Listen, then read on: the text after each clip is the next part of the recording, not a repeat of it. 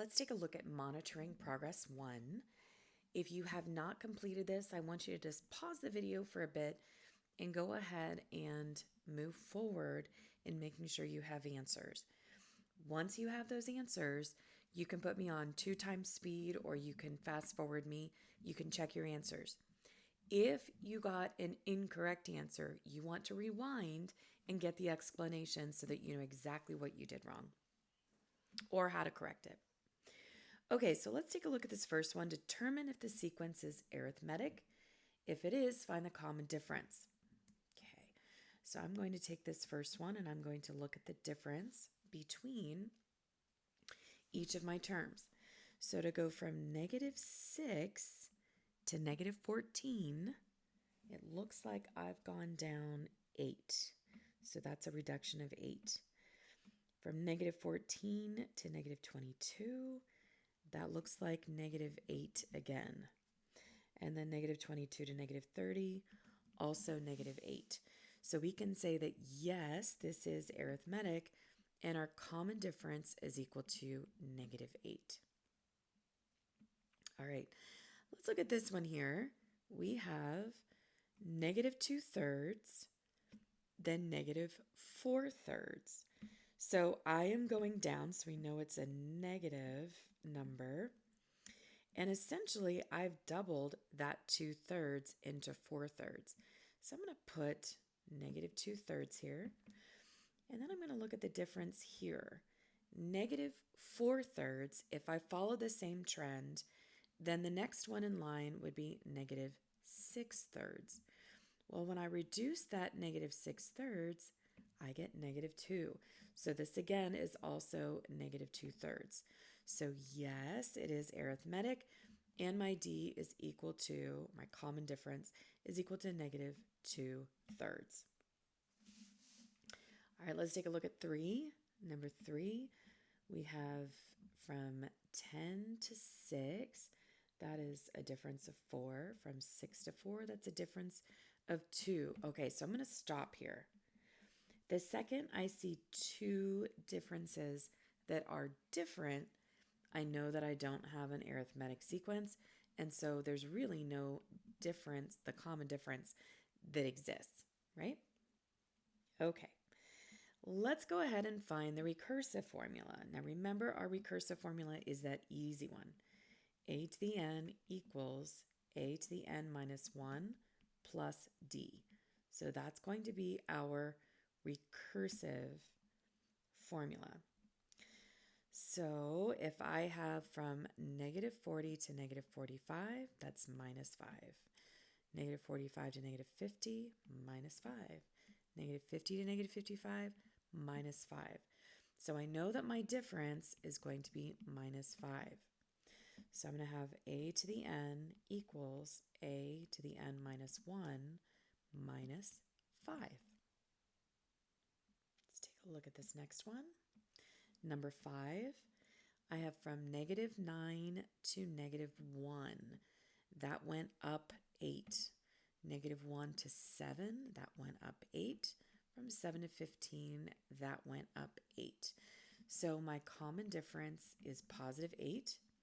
And my equation is going to be a to the n equals a to the n minus 1 plus 8. So there's my equation for that one. All right, let's take a look at number 6. So here we want the explicit formula. Remember, our explicit formula is a to the n equals a1 plus n minus 1 times d. And that d has to be distributed across that n and 1. So let's go ahead and do each one. I'm going to label everything that I need. So a1 is equal to 9. And let's look at my difference. So from 9 to -1, that's a difference of -10. To go from -1 to -11, -10. -11 to -21, -10. So my D is equal to -10. So now I'm going to write it out as a to the n equals a1, which is 9, plus n minus 1 times negative 10. So that's going to be 9 plus, and now I'm going to distribute that negative 10 across both of those terms. So negative 10n plus 10, because a negative 10, let's take a look at this, a negative 10 and a negative 1 multiply to give me a positive number. I add my like terms together, and so a to the n equals 19, that's 9 plus 10, minus 10n. And now it wants us to find a at 34. So a of 34, I'm just going to substitute in, so here's my explicit equation, and then I'm going to substitute in 34 where it says n.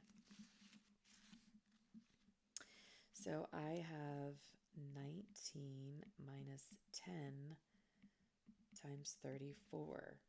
So that's going to be 19 minus 340.